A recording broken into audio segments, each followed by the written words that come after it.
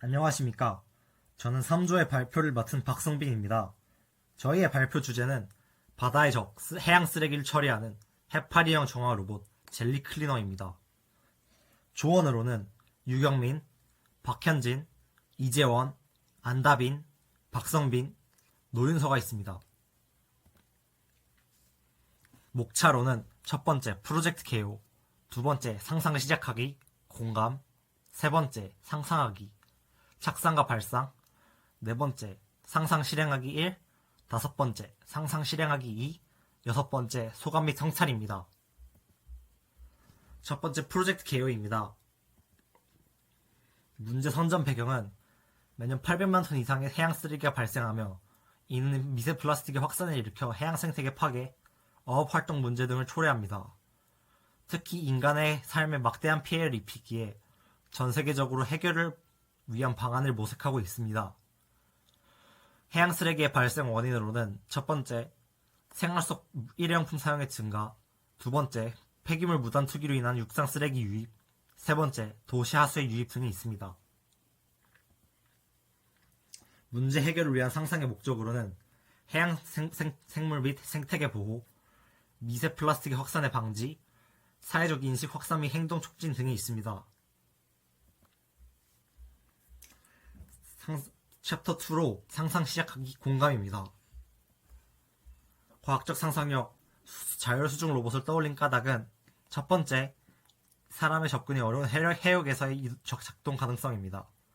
인간이 접근이 어려운 환경에서도 독립적으로 작동하여 이를 통해 기존 수작업 수거 방식의 한계를 극복합니다.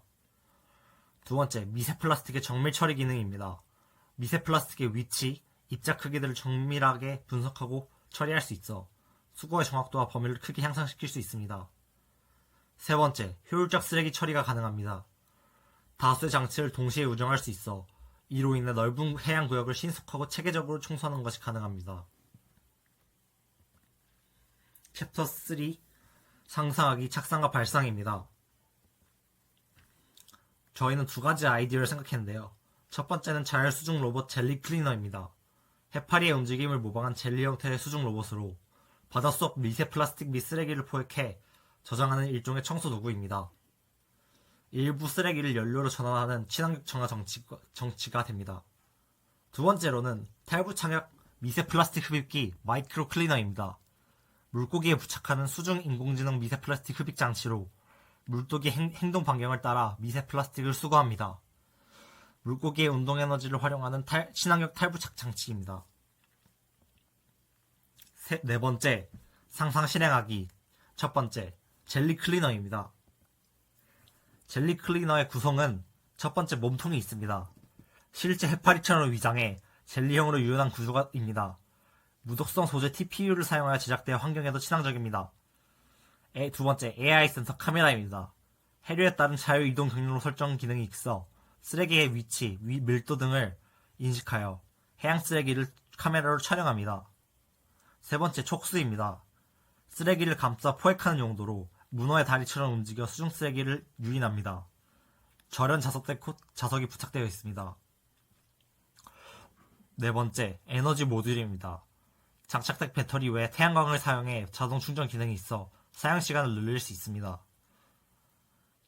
다섯 번째, 입입니다. 포획한 쓰레기를 흡입해 저장소로 이동시켜 페트병 사이즈의 쓰레기도 흡입 가능한 크기가 됩니다. 여섯 번째, 쓰레기 저장소입니다. 수거한 쓰레기를 임시 보관합니다. 쓰레기는 배터리 잔량이 더하기 전 수거 기지로 이동됩니다. 일곱 번째, 소화 시스템입니다. 흡입한 쓰레기 중 일부를 연료로 전환하는 기능인데 이를 통해 저장 공간과 동력을 추가로 확보할 수 있습니다. 젤리 클리너의 작동 원리는 첫 번째, 탐색입니다. 인공지능 센서로 해양 쓰레기 분포 지역을 탐지하여 두 번째, 포획입니다. 거대한 촉수로 쓰레기를 유입해 흡입구로 투하합니다. 세 번째, 내부 처리입니다. 연료로 전환할 수 있는 쓰레기를 따로 분류해 소화 시스템으로 이동시킵니다. 네 번째, 소화입니다. 쓰레기를 분쇄해 연료 형태로 전환합니다. 다섯 번째, 추가 에너지입니다. 이동 중 확보한 태양광 에너지로 자유 유형을 재기숙시킵니다. 여섯 번째, 촬영입니다. 카메라로 쓰레기 유입 전과 후 해양 상태를 촬영합니다. 7번째, 회수 요청입니다. 배터리가 20% 미만이거나 저장소 용량 초과 시 회수 요청 신호를 전송하여 기지로 도달하게 합니다. 크기별 젤리 클리너의 기능에 대해 알아보겠습니다. 높이 20cm, 스몰 사이즈는 높이 20cm, 직경 8cm, 내부 저장소 0.5리터로 주로 미세 플라스틱을 자석을 이용해 수거합니다. 두 번째, 미디움 사이즈는 높이 50cm, 직경 18cm, 내부 저장소 3리터로 작은 캔, 병뚜껑, 빨대 등을 집중 수거합니다. 세 번째로 라지 사이즈는 높이 1m, 직경 30cm, 내부 저장소 15리터로 비닐봉지, 중형 플라스틱 페트병 등을 집중 수거합니다. 네 번째로 엑스라지 사이즈는 높이 2m, 직경 45cm, 내부 저장소 50리터로 대형 쓰레기, 플라스틱통, 어구 등 큰 사이즈의 쓰레기를 집중 수거합니다. 젤리 클리너의 실험 방안으로는 첫 번째, 제품 개발입니다. 촉수로 쓰레기를 포획하고 흡입하는 과정에서 수화 시스템을 운용해 수중 이동 및 신호 전송 시뮬레이션을 개발합니다. 두 번째, 해양 테스트입니다. 항구 주변 얇은 바다 등에 1차 투입합니다. 세 번째, 실제 해양 테스트 두 번째입니다. 인간의 접근이 어려운 심해, 오염 지역 등에 2차로 투입합니다. 네 번째, 실행입니다. 정부, 국제환경단체 등과의 협업으로 실제 배치에 돌입합니다. 다섯 번째, 시행 개수 확장입니다. 젤리 클리너를 대규모 배치하여 군집을 이루도록 합니다. 다섯 번째, 상상 실행하기 마이크로 클리너입니다. 마이크로 클리너의 구성은 흡착형 웹디, 인공지능 센서, 흡입구, 미세 흡입 필터, 자석, 자가 분리 장치가 있습니다. 먼저 흡착형 웹디는 물고기 몸통에 부착하여 물고기 몸에 무해한 생분해성 젤을 이용합니다. 인공지능 센서는 물고기의 움직임을 인식하여 방향 결정하여 미세 플라스틱의 분포를 인식합니다. 흡입구는 수중의 미세 플라스틱을 흡입하여 필터로 이동시킵니다. 네 번째, 미세 흡입 필터는 내부 저장 및 일부 분해 기능을 가지고 있습니다.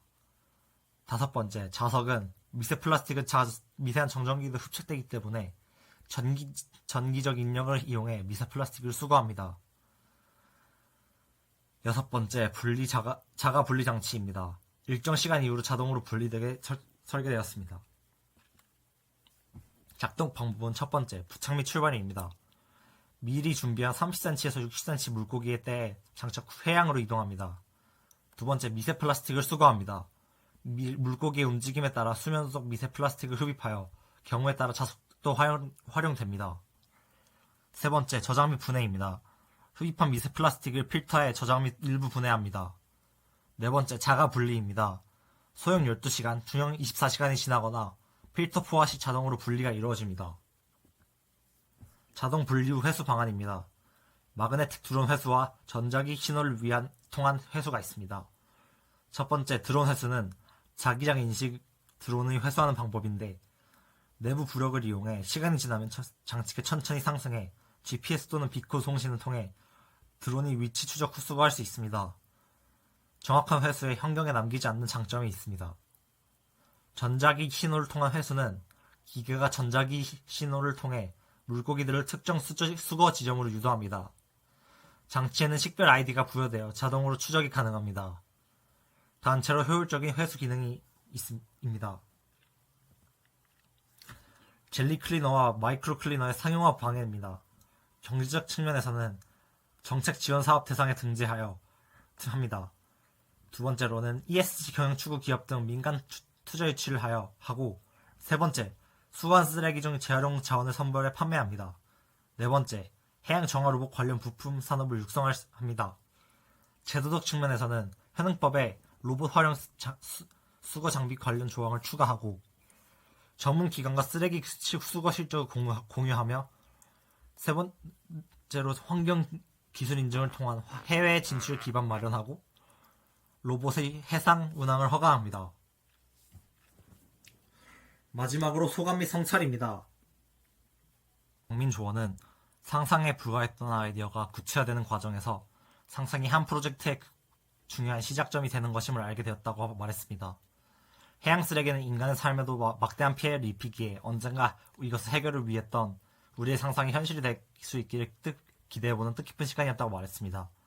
현진 조원은 아이디어를 구체화하면서 단순한 상상이 실제 해결책이 될 수 있다는 가능성을 느꼈고 앞으로도 지속가능한 환경기술에 관심을 가져야겠다고 생각하였습니다. 채원 조원은 해양 쓰레기가 심각한 환경 문제라는 것을 알게 되었고 플라스틱이 미세 플라스틱으로 변해 다시 인간에게 피해를 입힌다는 것이 인상 깊었다고 합니다. 문제 해결을 위해 창의적인 기술 발전이 필요함을 느꼈고 환경 문제에 대한 창의적인 방안을 고민하는 좋은 시간이었다고 말했습니다. 다빈 조원은 현실적인 문제를 상상력으로 풀어보는 경험이 인상 깊었고 해양 쓰레기 해결에 대한 관심이 커졌다고 말했습니다. 발표자인 저는 상상력이 우리 삶과 미래를 형성하는 강력한 도구임을 실감했고 창의적인 사고와 논리적 접근 방식의 중요성을 깨달았습니다. 상상력이 사회에 미치는 영향을 직접 탐구하고 미래 설계에 도움이 되는 과정이었으며 앞으로 더 넓은 시야를 가지고 탐구하여 계속해서 성장을 해나가고 싶다고 싶습니다. 윤서 조원은 머릿속에만 있던 것을 실제로 조원들과 구체화하며 소통하는 것이 뜻깊었고 쓰레기 문제를 해결하며 육지 쓰레기뿐만 아니라 해양 쓰레기에도 관심을 가져야겠다고 생각했습니다. 이번 프로젝트를 통해 우리의 상상력이 단순히 꿈으로만 그치지 않고 현실의 문제를 해결할 수 있는 실질적인 방안으로 발전할 수 있다는 걸 깨달았습니다. 우리의 작은 상상이 큰 변화로 이어지길 바랍니다. 이제 여러분의 관심과 실천으로 바다가 다시 맑고 푸르게 돌아갈 수 있도록 함께 노력합시다. 감사합니다.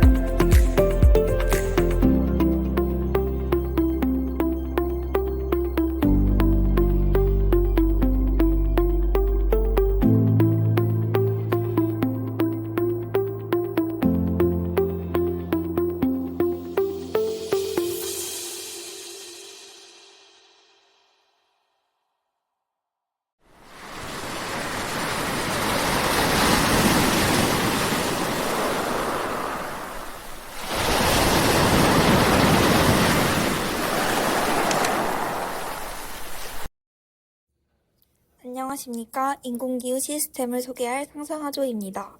그럼 발표 시작하겠습니다. 저희 프로젝트의 실행 순서 단계에 대해 소개해 드리겠습니다. 첫 번째 단계는 공감하기입니다. 이 단계에서 저희는 기후위기에 대한 다양한 문제 사례를 찾아보고 실제 인터뷰를 통해 사람들의 생각과 경험을 듣고 공감하는 시간을 가졌습니다. 두 번째 단계는 문제 정의하기입니다.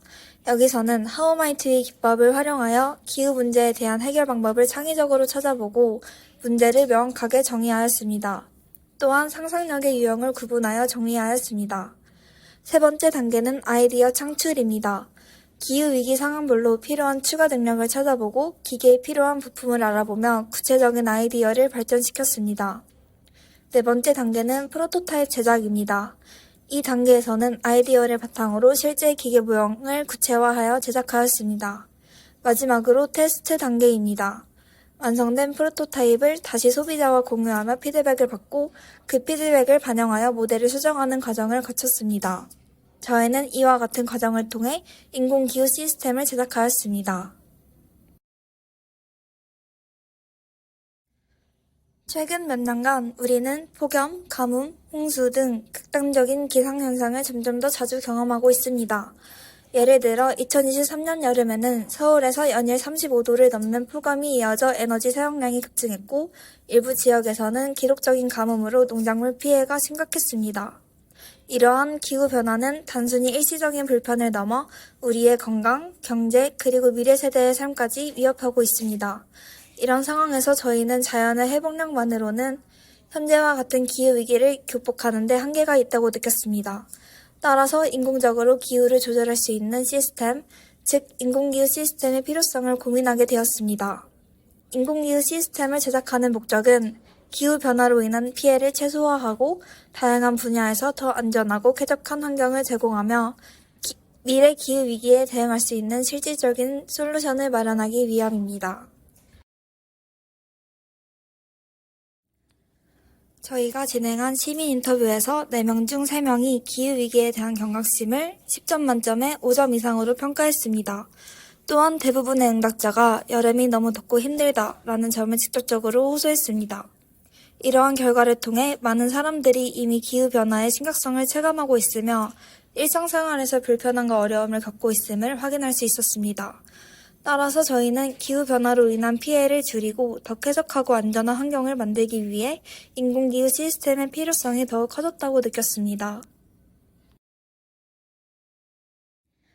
저희 상상하조의 공감하기 단계 활동 사진입니다. 함께 모여서 1차 아이디어 회의, 직접 항선대 학생들을 만나서 인터뷰하기, 그리고 2차 아이디어 회의를 하였습니다. 저희 팀은 인공기후 시스템 프로젝트를 시작하면서 문제를 좀 더 창의적이고 긍정적으로 바라보기 위해 HMW, 즉 하우마이트의 기법을 활용했습니다. 하우마이트의 기법은 우리가 어떻게 하면 뭐뭐 할 수 있을까? 라는 질문을 통해 문제를 단순한 한계가 아니라 새로운 가능성의 출발점으로 바꿔주는 방법입니다. 먼저 저희는 시민 인터뷰와 관찰을 통해 사람들이 실제로 느끼는 불편함을 파악했습니다. 예를 들어 많은 분이 여름이 너무 덥고 힘들다 라고 말씀하셨고 기후변화에 대한 경각심도 높게 나타났습니다. 이런 목소리를 바탕으로 저희는 단순히 폭염이 문제다, 기후위기가 문제다 라고 정의하는 것이 아니라 하우마이트의 기법을 적용해 어떻게 하면 시민들이 폭염에도 쾌적하게 일상생활을 할 수 있을까? 어떻게 하면 기후변화로 인한 불편을 최소화할 수 있을까? 와 같은 질문으로 문제를 재정의해야 했습니다.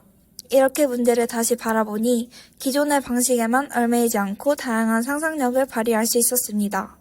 우선 과학적 상상력을 통해 자연현상을 인공적으로 구현하는 기술, 예를 들어 인공태양이나 인공비 같은 시스템을 떠올렸습니다. 또한 미래기술적 상상력을 발휘해서 앞으로 기후위기가 더 심해질 때 우리가 어떤 환경 솔루션을 만들어야 할지 고민했습니다. 저희는 어떻게 하면 시민들의 기후위기 속에서도 안전하게 생존할 수 있을까? 라는 질문을 중심으로 사용자 입장에서 필요한 기능들을 고민했습니다. 그 결과 다음과 같은 4가지 주요 기능을 추가하게 되었습니다. 첫 번째는 인공태양 조명입니다. 햇빛이 부족한 시간대나 지역에서도 조명을 통해 광합성을 유도하고 대기순환을 도와주며 무엇보다 시민들에게 심리적 안정감을 줄 수 있도록 설계했습니다. 두 번째는 해수 정수 및 물 저장 시스템입니다. 이 장치는 해수나 대기 중 수분을 정수하여 저장한 뒤 필요할 때 비나 이슬 형태로 뿌릴 수 있도록 구성되어 있습니다. 이를 통해 지속적인 물 공급이 가능합니다. 세 번째는 분사형 인공 강우 기능입니다. 저장된 물은 하단 노즐을 통해 미세하게 분사되며 가뭄 지역에는 비를, 산불 지역에는 소화 기능을, 도심에는 열섬 현상을 완화하는 효과를 기대할 수 있습니다. 마지막 네 번째는 태양광 에너지 자립 구조입니다. 기계 상단에 방사형으로 설치된 태양광 패널이 태양 에너지를 수집해 저장함으로써 외부 전력 없이도 자율적으로 작동할 수 있습니다. 이는 지속 가능성과 친환경성을 동시에 고려한 설계입니다. 다음은 저희가 제작한 프로토타입 설명 영상을 보여드리겠습니다. 이 장치의 상단에는 넓게 펼쳐진 태양열 전지 패널이 부착되어 있어 태양광을 효율적으로 흡수하고 전기로 변환하여 에너지를 저장 및 공급할 수 있도록 설계되었습니다. 이를 통해 외부 전력 공급 없이도 자체 동력으로 지속적인 운영이 가능합니다. 전지 패널 아래에는 인공 태양 역할을 수행하는 고성능 조명 장치가 탑재되어 있으며 이는 야간이나 흐린 날씨에도 광합성 유도 및 대기 순환을 조절하는 데 사용됩니다. 조명 아래에는 대형 물 저장통이 위치해 있는데 이 저장통은 해수나 대기 중 수분을 수집해 정수한 뒤 저장하는 기능을 수행합니다. 필요시 저장된 물은 분사 시스템을 통해 안개, 이슬 혹은 비의 형태로 뿌려져 건조 지역에는 인공 강우를 제공하고 산불 발생 지역에는 화재 진압용으로 활용됩니다. 또한 습도 조절 기능을 통해 농작물 보호 및 도시의 열섬 현상 완화에도 기여할 수 있습니다. 저희는 처음 설계 당시 기계의 작동 범위에 대해 다소 모호하다는 피드백을 받았습니다. 이에 따라 현실적인 적용 범위를 고려해 지름 1km 크기로 설계를 조정했습니다. 이 정도 규모면 도심의 한 블록 또는 산불 발생 초기 지역 등을 효과적으로 커버할 수 있으며 실제로 인공 강우나 기후 안정에 있어 충분한 범위라고 판단하고 있습니다. 다음으로 하늘을 볼 때 기계가 보여서 시야를 방해하는 문제는 어떻게 해결할 것인가 라는 지적이 있었습니다. 이러한 지적을 바탕으로 저희는 본체를 약 15km 상공, 즉 상층권과 중간권 사이 고도에 위치시키기로 했습니다. 이 높이는 실제로 자연의 강수 현상이 발생하는 고도이기 때문에 본체에서 직접 물을 분사해도 지상까지 충분히 전달될 수 있습니다. 또한 이 고도는 도시 시야에는 거의 영향을 주지 않으면서도 기후 조절 효과는 극대화할 수 있습니다. 저희 인공기후 시스템 프로젝트의 성공 기준과 실패 기준은 다음과 같습니다. 먼저 성공 기준입니다. 첫째, 인공기후 시스템이 실제로 온도, 습도, 강우, 바람 등 주요 기후 요소를 정밀하게 조절할 수 있어야 합니다. 즉, 저희가 계획한 대로 시스템이 안정적으로 작동하고 실험이나 현장 적용에서 목표한 성능을 달성해야 성공이라고 볼 수 있습니다. 둘째, 이 시스템이 실제로 문제 해결에 도움이 되어야 합니다. 예를 들어 폭염이나 가뭄 같은 기후 문제 상황에서 시스템을 도입하기 전과 후를 비교했을 때 농작물 피해가 줄어들거나 실내외 환경이 더 쾌적해지는 등 구체적인 개선 효과가 객관적인 데이터로 입증되어야 합니다. 반면 실패 기준도 명확하게 설정했습니다. 첫 번째 실패 기준은 시스템이 목표한 성능을 달성하지 못하는 경우입니다. 예를 들어 온도나 습도, 강우량 조절이 제대로 되지 않거나 실험 과정에서 반복적으로 오류가 발생해 안정적으로 작동하지 않는다면 프로젝트는 실패한 것으로 판단할 수 있습니다. 이러한 피드백 그리고 성공 실패 기준을 바탕으로 저희는 최종 완성본을 만들 수 있었습니다. 같이 최종 완성 영상을 보시겠습니다.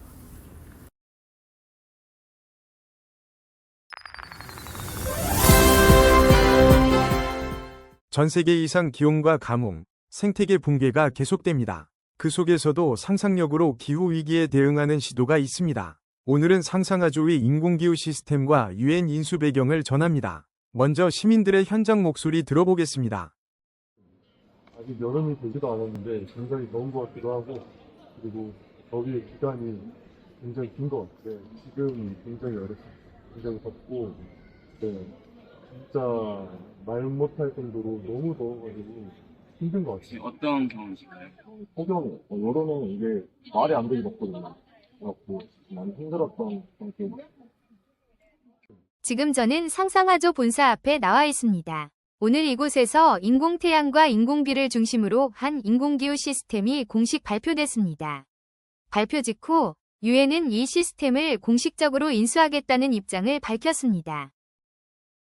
우리는 상상아조가 개발한 인공기후 시스템을 공식적으로 인수하기로 결정했습니다. 일부 국가나 기업이 이 기술을 독점할 경우 발생할 수 있는 부작용과 불공정성에 대한 우려가 컸습니다.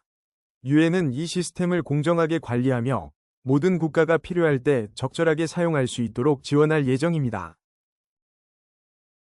기후 위기의 시대, 새로운 대안이 떠오르고 있습니다. 바로 하늘 위에서 작동하는 인공기후 조절기입니다. 초기에는 너무 작지 않나, 도시 시야를 방해하진 않을까, 비가 지상까지 닿을 수 있나라는 다양한 우려가 제기됐습니다. 이에 따라 이 기계는 지름 1km로 확장됐고 약 15km 상공의 위치에 시야 방해 없이도 강수 전달이 가능한 고도로 설정됐습니다. 상단에는 태양광 전지판이 있어 에너지를 자급하며 중앙의 인공 태양 조명은 햇빛이 부족한 지역에 빛을 제공합니다. 하단에는 해수를 정수한 대형 물탱크가 있어 필요시 인공 강우나 산불 진화를 위해 물을 분사합니다. 오늘 공개된 인공기후 시스템은 기후변화에 맞서는 새로운 희망으로 평가받고 있습니다. 앞으로 유엔 관리 아래 전 세계에 확대 적용될 예정입니다. 인류의 상상이 현실이 되어 지구의 미래를 지킬 수 있길 기대합니다. 지금까지 함께해 주셔서 감사합니다. 그럼 프로그램을 마친 소감을 대신하여 말씀드리겠습니다. 먼저 발표 담당인 신채빈 학생은 이번 프로젝트를 통해 기후위기에 대해 더 깊이 고민하게 되었고 실제로 우리가 상상한 아이디어가 구체적인 형태로 만들어지는 과정이 정말 신기했습니다. 서기를 담당했던 성다인 학생은 처음에는 막막했지만 팀원들과 함께 문제를 정의하고 해결책을 찾아가는 과정에서 협업의 중요성과 즐거움을 다시 한번 느꼈다고 하였습니다. 저와 같이 발표를 담당했던 손민규 학생은 인터뷰를 통해 시민들의 생생한 목소리를 직접 듣고 그 의견을 바탕으로 아이디어를 발전시키는 경험이 가장 인상 깊었다고 하였습니다. PPT 영상 제작을 담당한 이혜원 학생은 실제로 프로토타입을 만들고 테스트하면서 예상치 못한 문제도 많았지만 그만큼 배운 점도 많았던 값진 시간이었다고 하였습니다. 자료조사를 담당했던 김보연 학생은 프로젝트를 하면서 기후 문제에 대한 경각심이 더 커졌고 앞으로도 이런 사회적 문제에 관심을 갖고 싶다는 생각이 들었다고 하였습니다. 마지막으로 저희 상상아조의 조장 이규람 학생은 마지막까지 서로 피드백을 주고받으며 아이디어를 발전시킨 덕분에 더 완성도 높은 결과물을 만들 수 있었던 것 같아 뿌듯하였다고 하였습니다. 지금까지 저희는 단순한 기계 제작을 넘어 기후위기 속에서도 살아남을 수 있는 새로운 상상력의 가능성을 제시하고자 했습니다. 기후 자체는 바꿀 수 없을지라도 우리가 대응하는 방식은 충분히 바꿀 수 있습니다. 저희는 인공기후 시스템을 통해 더욱더 기후위기에 능동적으로 대처할 수 있는 세계로 나아가길 희망합니다. 이상 3조 상상아조의 발표를 마치겠습니다. 들어주셔서 감사합니다.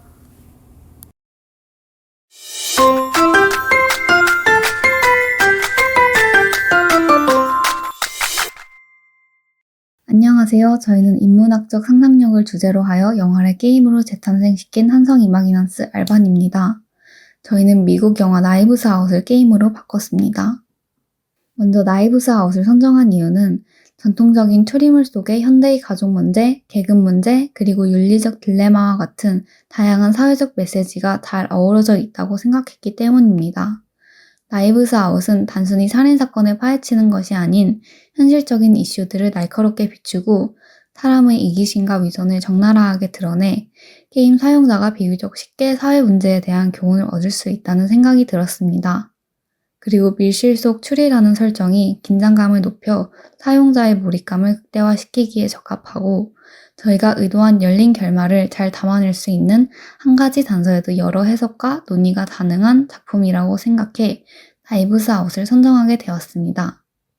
나이브스 아웃은 여러 용의자와 단서들이 한 공간에 밀집되어 있어서 사용자가 너무 넓게 탐색하지 않아도 다양한 정보를 얻을 수 있다는 점에서 게임에 최적화된 구조를 가지고 있습니다. 사용자가 직접 단서를 탐색하고 수집해 추리를 진행하기 때문에 작품과의 상호작용이 효과적으로 이루어집니다. 게임에는 9명의 인물이 등장하지만 저희는 주요 용의자를 4명으로 설정했습니다. 다만 사용자의 해석에 따라 예상치 못한 인물이 범인이 되거나 마지막에 집을 차지할 수 있도록 설계했습니다. 이렇게 정해진 답이 없기 때문에 여러 전개와 결말을 보기 위해 게임을 반복 플레이하게 되는 장점이 있습니다. 온라인 게임 외에 보드게임도 고려했지만 영화 속 분위기와 단서 구조, 인물들 간의 다양한 상호작용을 구현하는데 한계가 있다고 느꼈습니다. 게임으로 만들며 흐름이 끊기지 않고 복잡한 추리 구조를 보드판이나 카드에 제한받지 않으면서 사용자가 단서를 원하는 공간에 자유롭게 나열하고 메모지를 이용해 분석하는 방식이 더 매력적이라고 생각해 게임으로 재탄생시켰습니다. 영상을 보여드리기에 앞서 먼저 게임 속 등장인물들을 소개해드리겠습니다. 게임에는 여러 인물이 등장하는데요. 먼저 할런 트롬비라는 인물이 있습니다. 할런은 베스트셀러 미스터리 작가로 자신의 85번째 생일 파티 다음날 숨진 채 발견됩니다. 게임 속 살인 사건의 피해자로 사건의 핵심 인물이라고 할 수 있습니다. 그리고 할런의 어머니 그레이트 나나 와네타가 있습니다. 나이가 굉장히 많지만 가족도 정확한 연세를 알지 못합니다. 할런에게는 3 자녀가 있는데요. 첫째 딸 린다는 부동산 회사를 운영하고 있고 린다는 리처드와 결혼해 휴 랜섬을 아들로 두고 있습니다. 둘째 아들의 아내는 조니로 스킨케어 회사를 운영하고 막내 아들 월트 트롬비는 아버지 할런의 출판 회사를 운영하고 있습니다. 마지막으로 마르타 카브레라는 할런의 담당 간병인이고 프레는 할린의 자택에서 일하는 가정부입니다. 원작 영화 속에는 할런 트롬비가 자신의 85번째 생일 다음날 자신의 서재에서 자살한 채 발견됩니다. 자살로 사건이 종결되는 듯 하다가 익명인에 의해 고용된 사립탐정 분우와 블랑이 사건을 맡게 되면서 이야기가 시작됩니다. 블랑은 가족 구성원들을 차례로 인터뷰하며 할런이 최근 여러 가족 구성원들과 갈등을 빚었다는 사실을 알게 됩니다. 사위 리처드는 외도를 들켜 할런에게 협박당했고 둘째 며느리 조니는 딸의 학비를 빼돌려 용돈이 끊겼으며 막내 아들 월트는 아버지 출판사 운영직에 해고되는 등 드러나지 않은 여러 사실들이 있었습니다. 블랑은 마르타가 거짓말을 하면 구토를 하는 특이한 증상을 갖고 있다는 사실을 알고 마르타에게 가족의 비밀을 캐내기도 합니다. 탐정이 여러 단서를 찾아내며 범인을 찾아내던 중 할런의 유서가 수면 위로 드러나고 마르타가 모든 유산을 상속받게 됩니다. 가족들은 이에 대해 불만을 제기하게 되고 사실 랜섬이 할런의 유산이 전부 마르타에게 상속될 것을 알게 되어 마르타의 약 2병을 바꿔치기 하였고 마르타는 이것이 자신이 저지른 일이라고 생각해 자백하게 됩니다. 하지만 이후 랜섬이 진범임이 밝혀지면서 마르타가 무죄임이 밝혀지게 되고 진범인 랜섬은 경찰에 인도되고 영화는 할런의 유산을 상속받은 마르타가 할런의 저택 테라스에서 가족들을 내려다보며 끝이 나게 됩니다. 이제 영상을 함께 보시겠습니다.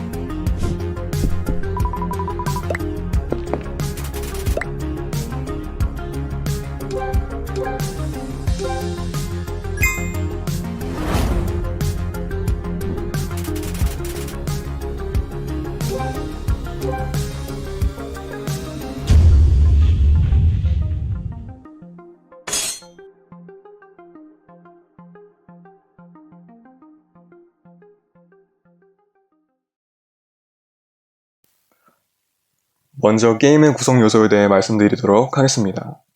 이 게임에서 주목하셔야 되는 구성 요소는 총 4가지가 있는데요. 첫 번째는 행동력 시스템이라고 하는 것입니다. 행동력은 열쇠 아이콘으로 표시가 되며 최대 10개까지 자연적으로 충전이 되고 광고 시청이나 과금을 통해서 추가적으로 충전이 가능합니다. 이러한 시스템은 게임이 한 번에 소모되는 것을 방지하여 추후 일어날 전개와 사건에 대한 기대감을 높이는 역할을 하게 됩니다. 두 번째는 힌트 시스템입니다. 게임 진이 막혔을 경우 사용할 수 있는 유저의 편의성을 고려한 시스템인데요. 남용하게 되면 게임성과 흥미를 해칠 수가 있기 때문에 과금 구조를 비효율적으로 책정을 해서 대부분의 유저가 재충전 시간을 기다리거나 스스로 추리를 해보는 것을 우선하도록 의도하였습니다. 세 번째는 오브젝트 조사 시스템입니다. 게임 곳곳에서 빛나는 오브젝트들이나 인물들과 상호작용을 하면서 진범을 밝혀내는 데 필요한 단서들을 모아나가는 것인데요. 이때 등장인물들에게 제공된 정보가 진실인지 거짓인지는 유저 스스로 추리나가도록 구상을 해보았습니다. 그리고 오브젝트들이 어떤 식으로 진실 추리에 도움이 될지 또한 스스로 추리해보도록 약간은 불친절하게 구성함으로써 추리게임의 난이도와 흥미 유발 효과를 의도하였습니다. 마지막으로는 자유로운 선택 시스템인데요. 유저의 선택에 따라서 전개가 조금씩 달라지게 되며 변형된 전개는 이후에 진범 추론에 가까워지거나 반대로 어려워지는 것도 가능합니다. 선택지에 따로 정답이나 오답이 정해져 있는 것이 아니기 때문에 이러한 비선형적 구조에서 나오는 즐거움을 제공하고자 하였습니다. 다음은 게임 플레이 방식입니다. 이 게임은 임영에게 의뢰받은 사립탐정 분노와 불랑의 시점에서 주로 진행됩니다. 최종 목표는 간단합니다. 유명한 소설작가 할런을 죽인 진범을 찾으면 끝나는 게임입니다. 진범을 찾는 과정에서 이렇게 다른 인물들과 상호작용할 수도 있고 이전에 보여드렸듯이 오브젝트와 상호작용할 수도 있습니다. 이 과정에서 중요한 단서가 나올 경우 붉은 글씨를 표시해주는 보조 시스템이 있습니다. 오브젝트와 단서를 모으다 보면 이처럼 중요한 분기점이 나오는 경우가 있습니다. 이 화면을 보시면 아시겠지만 선택지를 고를 때 충분한 증거물과 증언이 없을 경우 선택 자체가 불가능해집니다. 따라서 1회차부터 한 번에 진범을 선택해내기는 매우 어렵습니다. 즉 유저가 여러 번 반복하여 플레이하는 재미를 느낄 수 있는 구조입니다. 진범을 선택하는 최종장에서는 가족관계도가 나타나며 클릭하게끔 되어 있습니다. 유저가 생각하는 진범으로 지목할 경우 인물의 초상화에는 X 표시가 나타나게 되며 확정할 경우 인물별 엔딩이 나타나게 됩니다. 다만 이 경우에도 진범으로 지목할 충분한 증거가 있는지 아닌지에 따라 노멀, 배드 등 엔딩이 갈리게 됩니다. 만약 선택지를 고르기에 충분한 증거를 모으고 이야기를 들었을 경우에는 이런 식으로 흐려졌던 선택지가 깨끗해지면서 선택할 수 있게끔 나타납니다. 보통 가려져 있는 선택지가 진범 추리에 매우 중요한 단서일 확률이 높기 때문에 다음 회차 플레이를 하는 유저들은 점점 진실에 가까워지기 쉬운 구조인 것입니다. 이 게임의 진범은 누구일까요? 이 집안에서 최종적으로 승리하는 것은 누구일까요? 저는 팀에서 디자인 담당을 맡은 김병윤입니다. 영상과 프레젠테이션에 사용된 모든 배경과 3D 캐릭터, 아이템 등을 3D 파일과 인공지능 프로그램으로 현실감 있게 디자인하였습니다. 안녕하세요. 저는 게임 속 인물들을 대사와 영상 속 설명, 그리고 PPT와 발표문 제작을 맡은 조장 김서빈입니다. 각 등장인물들의 성격과 상황을 고려하여 대사를 쓰고 게임 트레일러에 들어갈 설명들과 발표문을 작성했습니다.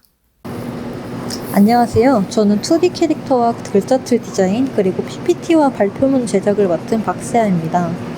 인물들에게 어울리는 의상과 표정을 만들고 원작의 분위기를 잘 가져갈 수 있도록 글자틀과 PPT를 제작했습니다. 안녕하세요. 저는 게임 속 인물들의 대사와 영상 속 설명을 맡은 박예진입니다. 각 장면별로 인물의 감정과 사건의 긴장감이 잘 전달되도록 대사를 구성하고 게임 트레일러가 보는 사용자의 흥미를 돋굴 수 있도록 설명을 작성했습니다. 안녕하세요. 저는 영상 편집을 맡은 박정현입니다. 게임 트레일러를 영화 예고편처럼 흥미진진하게 만들기 위해 영화 속에 여러 편집 효과를 넣어 연출에 각별히 신경쓰고 영상 분위기와 어울리는 음악을 활용해 완성도를 높였습니다. 지금까지 저희 한성 이마기넌스 알반의 발표를 들어주셔서 감사합니다. 안녕하세요. 2조의 발표를 맡게 된 박아인입니다. 우리에게는 한 가지 고정관념이 있습니다. 편한 것은 좋은 것이라는 것. 하지만 그 편리함, 지구에게는 짐이 아닐까요? 저희 프로젝트의 제목은 불편함을 설계하다입니다. 대기오염은 매년 약 700만 명의 조기 사망을 유발하고 있으며 하천과 바다는 점점 더 오염되고 동물들은 버려진 쓰레기 때문에 고통받고 있습니다. 왜 이런 일이 벌어지는 걸까요?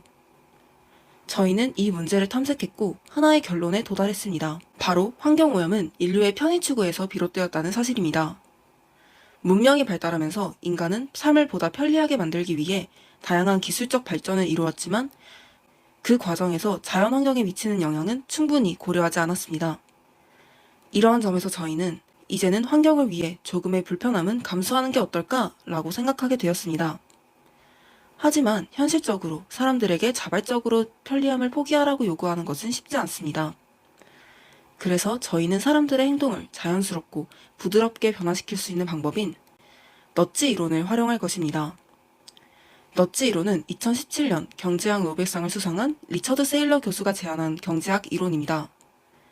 넛지란 팔꿈치로 쿡 찌르다 라는 의미로 사람들의 행동을 강제하지 않으면서도 원하는 방향으로 자연스럽게 이끌 수 있는 방법입니다.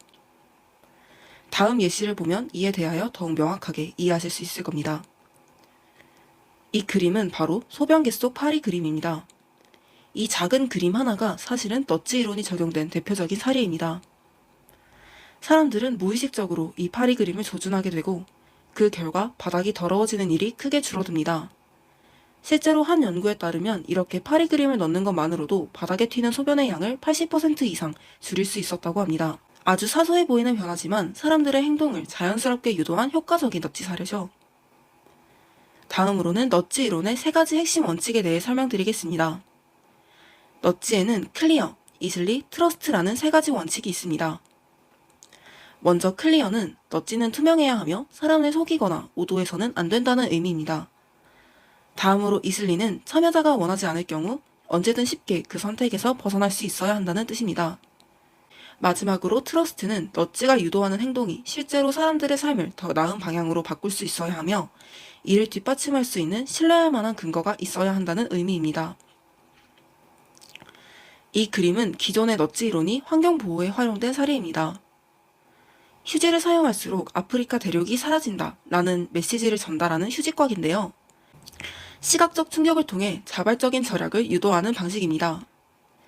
하지만 저희는 이 예시가 환경보호에 충분히 효과적이지 않다고 생각했습니다. 그 이유는 앞서 말한 참여자가 원하지 않으면 자연스럽게 빠져나올 수 있어야 한다는 점 때문입니다. 그래서 저희는 기존의 넛지 방식에 약간의 강제성을 더해 확장형 넛지 이론을 구상해 보았습니다.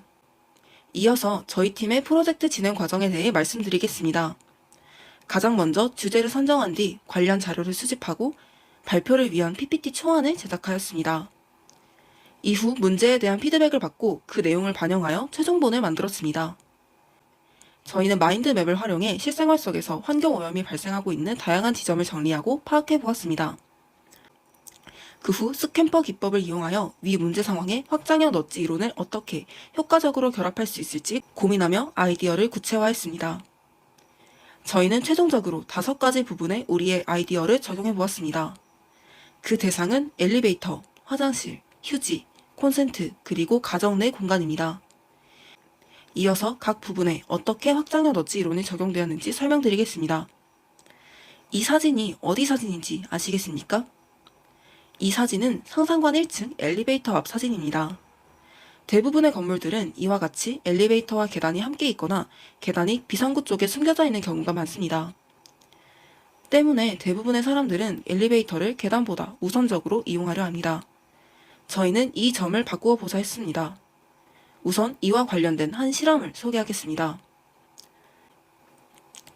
이 실험은 영국 런던 대학교에서 엘리베이터와 계단 이용에 관해 실험한 보고서입니다. 이를 통해 알 수 있었던 것은 사람들은 엘리베이터를 이용 시 계산적인 행동 경향을 보인다는 사실입니다.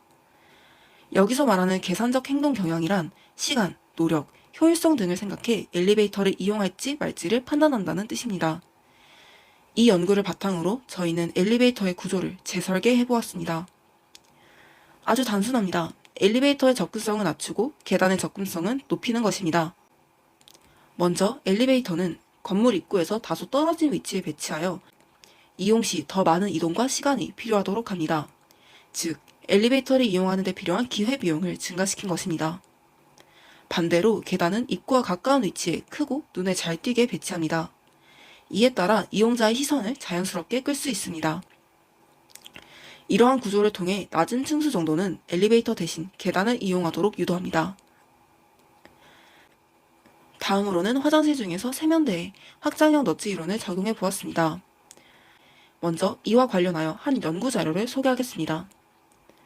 이 연구 자료는 옥스포드 대학에서 실험한 자료로 피드백과 에너지의 상관관계에 대해 조사한 연구 자료입니다. 이 자료를 통해 알 수 있었던 것은 실시간 피드백이 에너지 절약에 도움이 된다는 사실입니다. 실시간 피드백과 같은 직접 피드백은 최대 10%에서 15%까지 에너지 절약에 도움을 준다고 합니다. 이 내용을 적용하여 세면대를 구성해 보았습니다. 우선 사용자에게 실시간 피드백을 주기 위해 세면대 거울에 실시간 물 사용량이 나오도록 하였고, 좀 더 확실한 물 절약을 위해 절수형 수도꼭지를 더했습니다. 절수형 수도꼭지란 자동 센서형, 버튼형, 분당 리터수를 제한하는 수도꼭지 등 여러 가지가 있는데, 그중 사용 가능한 분당 리터수를 제한하는 수도꼭지를 이용하였습니다. 다음으로는 휴지것과 관련된 한국인의 습관을 담은 영상을 시청하시겠습니다. 志保ティッシュ1枚ちょうだい。はい、どうぞ。시우야, 앞에 티슈 좀 줄 수 있어? 응. 하나. 고마워. 방금 보신 영상에서처럼 한국인들은 타 국가에 비해 휴지를 한 번에 2장에서 3장씩 뽑아 사용하는 경향이 있습니다. 저희는 그 이유 중 한 가지를 파악했습니다. 바로 한국인의 정에서부터 비롯된 행동입니다. 혹시 부족할까 여유있게 챙기는 마음에서 나오는 것인데요. 하지만 이런 정서가 항상 휴지를 2장, 3장씩 사용하는 것에 대해 정당한 이유가 되지는 않습니다. 그래서 저희는 휴지곽에 다음 장치를 추가하였습니다. 이 장치는 저항 장치로 기존보다 2배에서 3배 더 강한 힘을 줘야 휴지를 뽑을 수 있도록 합니다. 이를 통해 무의식적으로 휴지를 여러 장 뽑는 행동을 줄여 사용자로 하여금 휴지 사용량을 줄이도록 유도합니다. 다음으로 콘센트에 적용해 볼 것인데요. 이를 통해 해결해보자 하는 문제는 바로 대기 전력입니다. 대기 전력이란 전자제품이 꺼져 있거나 대기 모드에 있을 때 소모되는 전력으로 가정용 전력 소비에서는 대기 전력이 5%에서 15%를 차지합니다. 한국전기연구원에 따르면 한국 가정용 전력 소비에서 대기 전력이 6.1% 차지한다고 합니다. 이를 금액으로 따지면 가정 내에서만 연간 5천억이 대기 전력으로 소비된다는 것을 알 수 있습니다.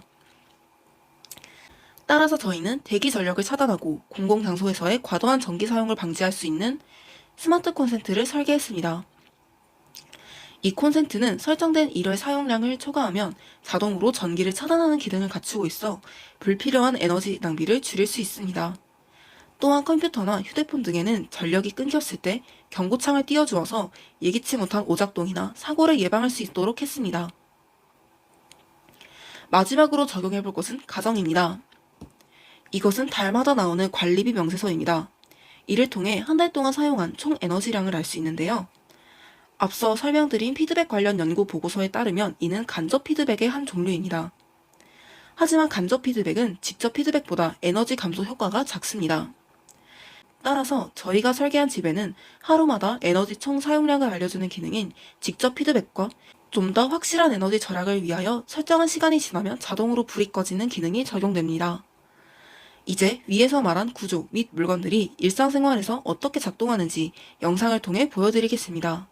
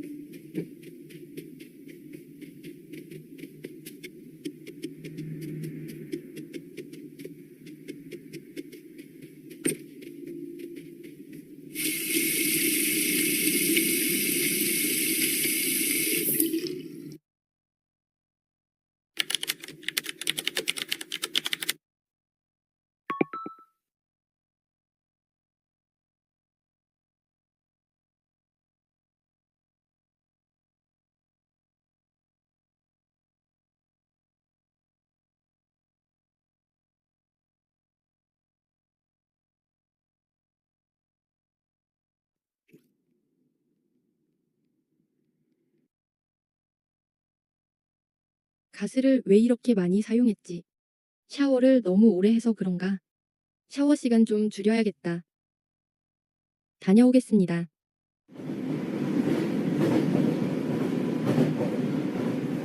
이번 역은 한성대 입구역입니다. 여기가 슬기관인가?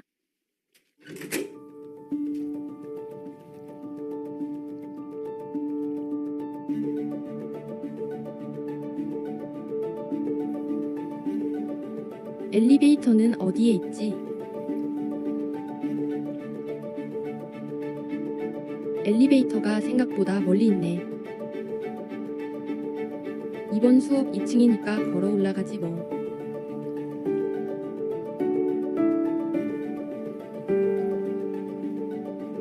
여긴가?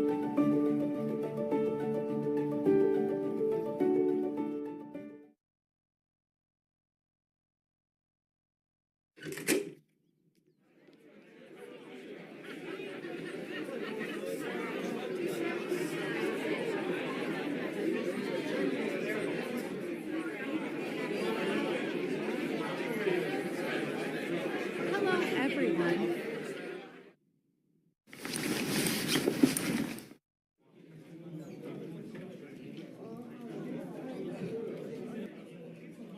아, 수업 곧 끝난다.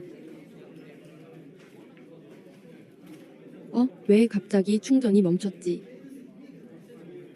아, 전기를 다 썼구나.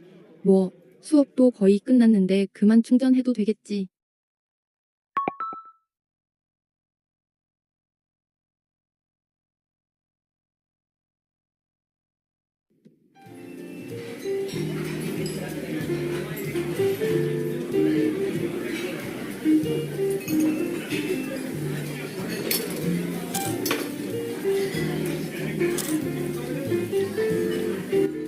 제니야, 입 좀 닦게 휴지 좀 줄래?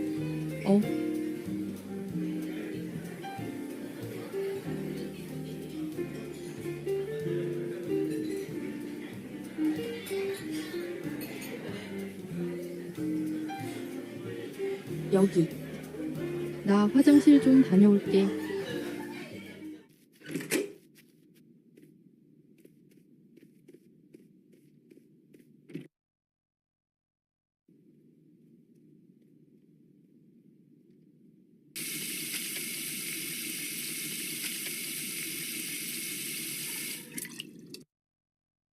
뭐야, 손만 씻었는데.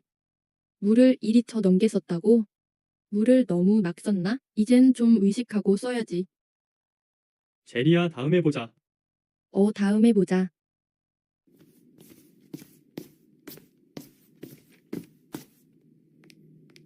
아, 피곤하다.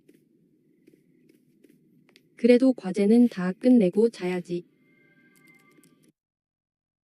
10분만 자고 마저 해야겠다.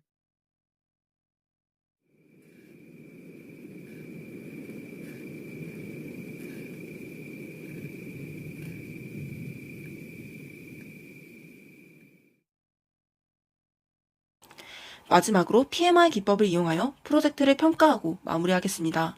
먼저 긍정적인 점은 이 프로젝트가 넛지 이론을 기반으로 하고 있기 때문에 다양한 분야에 폭넓게 적용 가능하다는 점입니다.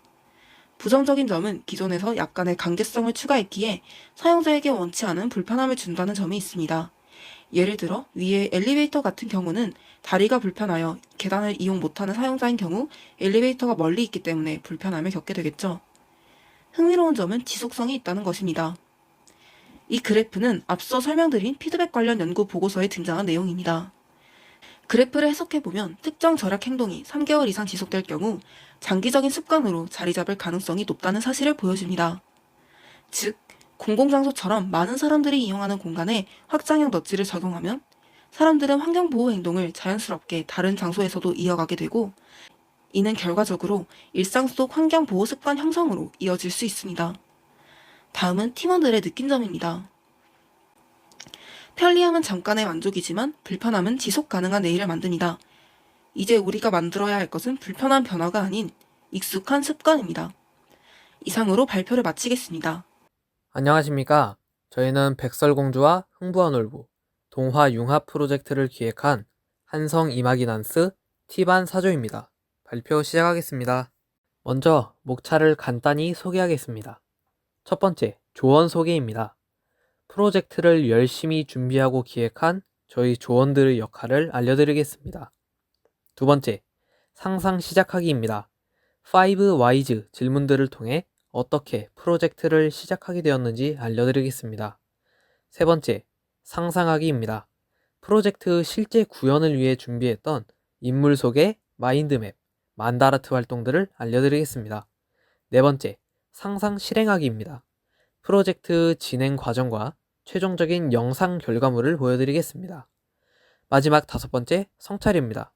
프로젝트를 마치고 조원들끼리 나눈 느낀 점들을 알려드리겠습니다. 첫 번째, 조원 소개입니다. 저는 프로젝트 초기 아이디어 제공과 발표를 맡았습니다. 동양과 서양의 동화를 융합해서 메시지를 전달해보면 어떻겠냐는 의견을 내었습니다. 조원분들께서도 좋은 반응을 보여주셔서 덕분에 프로젝트 초기 방향성을 잡을 수 있었습니다. 이 자리를 빌려 조원분들께 다시 한번 감사드립니다. 홍지원님은 결과물의 시각화를 위한 이미지 제작과 발표를 맡으셨습니다. AI 이미지 툴을 이용하여 좋은 퀄리티의 이미지들을 많이 만들어 주셨습니다. 장지원님은 스토리 대본과 영상 결과물, PPT 제작을 맡으셨습니다. AI 영상 툴을 이용하여 만들었던 이미지들을 생동감 넘치게 살리셨고 가독성 좋은 PPT를 만들어 주셨습니다. 류혜원님은 영상 결과물에 사용될 여러 BGM들과 PPT 제작을 맡으셨습니다. 다채로운 BGM들 덕분에 영상 결과물이 심심하지 않을 수 있었습니다. 두 번째, 상상 시작하기입니다. 5 Whys 질문들로 프로젝트를 시작하였습니다. 1. 왜 우리의 건강이 위협받고 있는가? 많은 원인들이 있겠지만 저희는 특히 유전자 조작식품이나 인공식품에 주목하기로 했습니다. 과도한 첨가물을 사용한다던가 값은 싸지만 건강에 안 좋다던가 수십 년 이상 섭취했을 때 어떤 영향을 미칠지 확실하지 않다던가 하는 문제점들 말이죠. 2. 왜 우리는 인공식품을 섭취하고 있는가?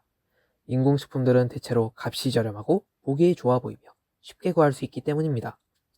3. 왜 인공식품들이 쉽게 유통되고 널리 소비되는가?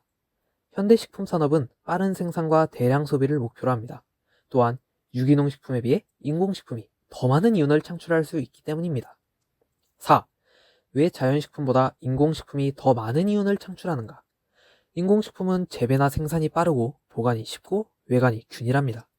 기업 입장으로 보나 소비자 입장으로 보나 자연식품보다 더 매력적인 것이죠. 5. 왜 우리는 이런 구조적 문제를 바꾸지 못하는가? 사람들은 자연이나 유기농의 소중함을 잊고 그 가치에 더 이상 관심을 가지지 않기 때문입니다. 세 번째, 상상하기입니다. 융합동화의 의의와 저희 프로젝트 스토리 속 인물 속의 마인드맵과 만다라트 활동을 알려드리겠습니다. 동서양의 동화를 섞은 융합동화입니다. 크게 세 가지의 의의가 있습니다. 첫 번째, 고정관념을 탈피할 수 있습니다. 서로 다른 세계관을 융합하여 기존의 정형화된 사고나 클리셰에서 벗어나 새로운 이야기를 만들었습니다. 두 번째, 상징과 주제를 확장할 수 있습니다. 융합동화에는 더 새롭고 풍부한 은유와 메시지를 담을 수 있어서 이야기가 풍성해집니다. 세 번째, 다양한 예술적 표현이 가능합니다. 저희는 흥부와 놀부, 동양적 미감, 백설공주, 서양적 구성 등을 융합하여 미적 창의성을 보여주려고 합니다. 다음으로 스토리 속 인물들을 소개하겠습니다. 먼저 순수한 감각의 상징, 시대의 피해자, 백설공주입니다. 서사적 배경을 살펴보자면 그녀는 스토리 속 가상의 왕국 에덴페르 자연 속에서 자랐습니다. 상징적 요소를 살펴보자면 그녀는 현대의 소비자를 상징하는데요. 기술의 유혹에 넘어가 실수를 겪지만 회복을 통해 자연의 가치를 되찾습니다. 역할을 살펴보자면 인공사과를 먹고 쓰러지며 인공식품의 위험성을 알리는 메신저 역할을 합니다. 과학 만능주의에 빠진 기술자 놀부입니다. 그는 똑똑하지만 오만한 성격을 가졌습니다. 자연을 무시하고 기술과 효율성만을 추구하지요. 상징적 요소를 살펴보자면 그는 기술 만능주의, 자본중심 식문화, 인간의 탐욕을 상징합니다. 역할을 살펴보자면 인공사과를 팔아 사람들을 현혹시킨 장본인, 위기를 만든 원인 제공자입니다. 진짜의 가치를 아는 지혜로운 농부 흥부입니다. 서사적 배경을 살펴보자면 다리를 다친 제비를 치료해주는 등 자연을 사랑하는 모습을 보여줍니다. 사람들이 인공사과에 빠지는 동안에도 홀로 유기농 사과 농장을 지키죠. 상징적 요소를 살펴보자면 선한 인물이자 자연과의 조화를 상징합니다. 역할을 살펴보자면 제비가 전해준 사과즙을 백설공주에게 먹여 구하며 자연의 회복과 희망의 중심축이 됩니다. 마지막 인물은 자연과 인간의 연결고리 제비입니다. 원작 동화에서 치료를 받은 제비는 흥부에게 박씨를 물어다 주죠. 하지만 여기서는 신비한 사과즙을 물어다 줍니다. 복과 자연 그 자체를 상징하며 운명을 바꾸는 존재이자 절망적인 상황에 도움을 주는 구원자 역할을 합니다. 마인드맵을 만들어 봤습니다. 주제는 백설공주와 유해한 인공사과입니다. 유전자를 조작한 유해한 인공식품을 문제점으로 인식했고 앞서 소개한 것처럼 흥부와 놀부, 백설공주의 역할을 정했습니다. 자연과 생명을 존중하고 유혹보다 진실을 바라보자는 메시지를 전달하기로 정했고 백설공주 중독을 소비자들의 피해로, 흥부 유기농 사과를 치유와 회복의 열쇠로 상징했습니다. 만다라트를 사용하여 아이디어를 정리해보기도 했습니다. 1번 유전자 조작식품, 인공식품, 먹거리 불평등과 같은 사회 문제를 떠올렸고 2번 자연 vs 욕망의 대립구조를 만들었습니다. 3번과 4번은 대충 아실 테니 넘어가고 5번 인공적인 화려함에 가려진 진짜를 잊지 말고 또 자연이 주는 해결책을 믿자는 메시지를 전하려고 했습니다. 6번 표현 방법을 고민해봤는데요. 동화책이나 스토리북, 짧은 애니메이션으로 표현하려고 했습니다. 7번 저희 조 결과물은 식품안전 교육 자료로 활용되거나 초등 환경 교과와 연계해 볼 수 있을 것입니다. 8번 상상력을 확장하여 귀여운 흑사과 인형을 굿즈로 만들어 보거나 아예 다른 융합동화를 또 만들어 볼 수도 있습니다. 네 번째, 상상 실행하기입니다. 프로젝트 준비 과정과 완성된 영상 결과물을 보여드리겠습니다. 프로젝트 진행 과정입니다. 먼저 주제와 기획을 설정하고 메시지를 정했습니다. 동서양의 동화를 합친다면 어떤 동화를 합칠지, 또 새로 만든 융합 동화에서 어떤 메시지를 던져야 할지 많이 고민했습니다.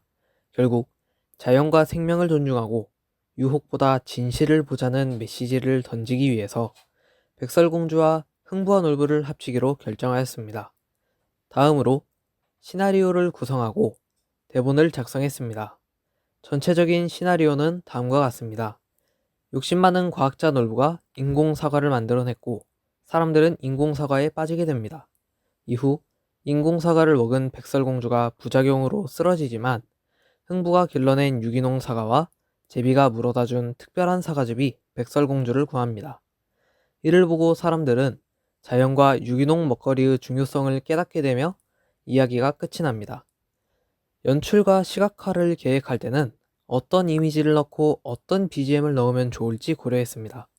AI 이미지 생성 툴로 적절한 그림을 생성하고 AI 영상 툴로 그림들을 움직이게 만들었습니다. 또한 상황에 맞는 BGM을 넣어 몰입감을 높였습니다.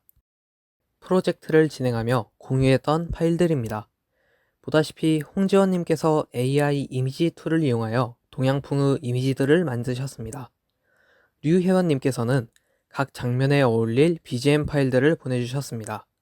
이외에도 장지원님께서 대본 작성이나 영상, PPT 제작에 힘을 많이 써주셨습니다. 저희 조원분들이 최선을 다해서 준비한 작품을 보여드리겠습니다. 옛날 맑은 하늘과 깨끗한 땅이 어우러진 에덴펠 왕국이 있었어요. 그곳 사람들은 자연이 준 그대로의 음식을 소중히 여기며 건강하고 평화롭게 살아가고 있었죠. 자연은 느려 효율이 없지. 이제는 과학의 시대. 자, 보라. 겉은 번쩍, 맛은 강렬, 껍질은 절대 썩지 않아. 하하하. 이것이 바로 미래다. 사람들은 금세 놀부의 인공 사과에 빠졌고 진짜 농장은 점점 잊혀졌어요. 아가씨, 새로 개발한 프리미엄 사과 한번 맛보시겠습니까? 하루 한 입이면 피부가 매끈, 머리는 맑음. 이건 그냥 사과가 아니라 스마트 푸드입니다. 정말 괜찮은 거죠? 백설공주는 잠시 망설였지만 결국 눈앞에 반짝이는 사과에 손을 내밀었어요. 그 순간 백설공주는 쓰러졌고 숲은 정적에 잠겼습니다. 그래, 이제 알겠나. 실험실에서 조합한 완벽한 복제품일 뿐이지. 자연 따위는 버려진 옛말이야. 그때 하늘 어딘가에서 낯익은 날갯짓 소리가 들려왔어요. 이건 우리 농장의 사과즙이야. 흥부가 조심스럽게 사과즙을 먹이자 백설공주는 천천히 회복하기 시작했어요. 살아났어. 그냥 사과즙이었는데 우리가 그동안 먹어온 것은 과연 무엇이었을까? 그날 이후 사람들은 다시 진짜를 찾아 나섰어요. 색이 조금 덜 고와도 크기가 제각각이어도 상관없었어요. 그 안에는 땅의 온기와 사람의 손길이 있었으니까요. 그제야 비로소 사람들은 깨달았어요. 진짜 먹거리란 생명을 살리는 약이자 우리를 사람답게 하는 힘이라는 걸요. 조원들과 생각을 조율하며 하나의 결과물을 완성해가는 과정이 인상 깊었습니다. 특히 창의적 사고 과정에서 서로 다양한 아이디어들을 나누던 중 동양과 서양의 동화를 결합해 이야기를 만들어 보자는 아이디어가 나왔습니다. 기존의 틀을 얽매이지 않고 새롭게 생각하며 하나의 주제를 다양한 시각으로 바라보는 경험은 창의성이 혼자가 아닌 상계할 때 더 커진다는 걸 느끼게 해주었습니다. 프로젝트를 진행하며 자연의 가치에 대해 다시금 생각하게 되었고 협업 속에서 창의적으로 문제를 해결해가는 즐거움도 경험할 수 있었습니다. 어떤 소재로 스토리텔링하면 재밌게 프로젝트를 만들 수 있을지 조원분들과 많이 고민했습니다. 그 과정에서 정한 것이 바로 동서양의 동화를 융합해보자는 생각이었습니다. 덕분에 굉장히 창의적인 이야기를 만들 수 있었고 그 과정에서 흥미와 재미를 많이 느꼈습니다.